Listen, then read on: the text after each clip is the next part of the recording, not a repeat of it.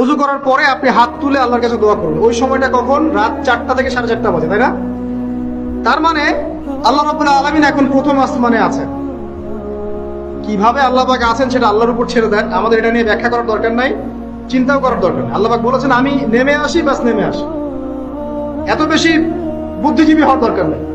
খুব বেশি বুদ্ধিজীবী হয়ে গেলে আমার মানুষ খেয়ে হারিয়ে ফেলে। অত দরকার নাই, শুনেছি মেরেছি, বাস যথেষ্ট। আল্লাহ পাক নেমে আসেন, কি বলেন? আল্লাহ বলেন যে কেউ কি আছো আমার কাছে কিছু চাইবে, আমি দিব। কেউ কি আছো যে আমাকে ডাকবে, আমি তোমার ডাকে সাড়া দেবো? কেউ কি আছো আমার কাছে কোনো কিছু দোয়া করবে? হ্যাঁ, হাজত আছে, আমি পূরণ করে দেবো। এভাবে আল্লাহ পাক ফজর পর্যন্ত বলতেই থাকেন, বলতেই থাকেন, বলতেই থাকেন। বলেন তো আমাদের কোনো ফিকির আছে?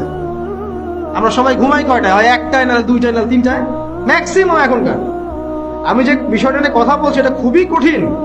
9টা থেকে 10টার মধ্যে বা 11টার মধ্যে ঘুমাতে হবে, এটা খুবই কঠিন বিষয় এখনকার জেনারেশনের কাছে।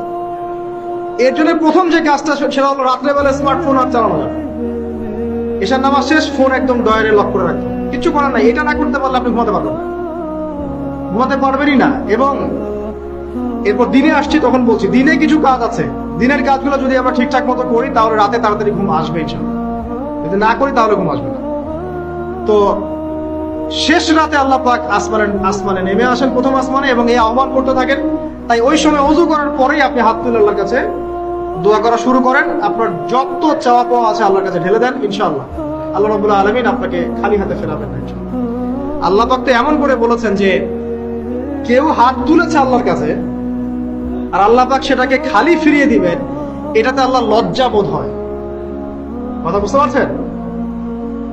আমাদের যাদের অনেক সম্পদ আছে বা সামর্থ্য আছে এবং মন আছে বড়, তাদের কাছে যখন কেউ সাহায্য চায় আপনার খালি ফিরাইতে লজ্জা লাগে না? আপনার মনে হয় না যে চাইলো এত করে কিভাবে না করে ফিরাই? আছে না এমন মানুষ? আছে না? আসলে দান সৎকা করার জন্য সম্পদ লাগে না, দান সৎকা করার জন্য মন লাগে। কি লাগে? মন লাগে। দেখবেন অনেক কোটি আল্লাহ আছে মানুষ দান সৎকা করতে পারে না, জাকাতই তো দেয় না, দান সৎকা করবে কি? বাংলাদেশে যত কোটিপতি গুলো আছে সবার থেকে জাকাত নেওয়া শুরু করলে এদেশে কোনো দারিদ্রতা বলে কিছু থাকবে না, ইনশাআল্লাহ থাকবেই না। এটাই বাস্তব। কে উদ্ধার করবে সেই টাকা? ইমাম মাহাদি আসলে করবেন ইনশাআল্লাহ, ঈসা ইবনে মারিয়াম আসলে করবেন ইনশাআল্লাহ। তখন কে জাকাত না দিয়ে পার পায় তাই দেখা যাবে। একটা ব্যক্তি পাওয়া যাবে না জাকাত না দিয়ে পার পায়। অবশ্য তখন এমন একটা যুগ আসবে যে মানুষ জাকাতের টাকা নিয়ে ঘুরবে, কিন্তু নেওয়ার মতো মানুষ নয়, সবাই সচ্ছল। আল্লাহ পাক সেই সুদিন ফিরে আনুক, আমিন। এটা বলছিলাম যে সৎকা করার জন্য মন লাগে, আপনার টাকা লাগে না। এখন আসেন, কেউ যদি আমাদের কাছে এভাবে চায় আমরা খালি ফিরাতে লজ্জা বোধ করি। আল্লাহ পাক বলছেন যে আমার কাছে যখন বান্দা কিছু চায় তার হাতটাকে আমি খালি ফিরাই দেবো, এটাতে আমি লজ্জা বোধ করি।